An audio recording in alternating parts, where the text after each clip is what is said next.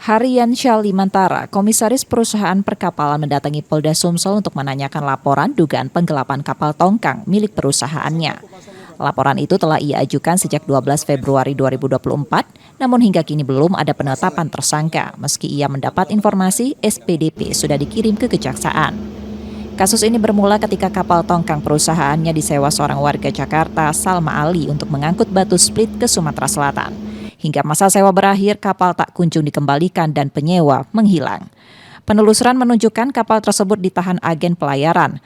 Hari mengaku telah menunjukkan bukti kepemilikan untuk mengambil kapal dan dokumennya, namun ditolak karena harus menghadirkan Salma Ali yang kini berstatus DPO Polda Banten. Kita cari-cari, ketemulah agen pelayaran PT Tiramana Samudra Nusa. Setelah itu kita tanya, mau kita ambil dokumen kapal ini. Nah, mereka menanyakan bukti-bukti kepemilikan. Sudah kita jelasin bukti kepemilikan. Kita temuin di kantor dia. Terus dia tetap ngotot tidak mau mengembalikan.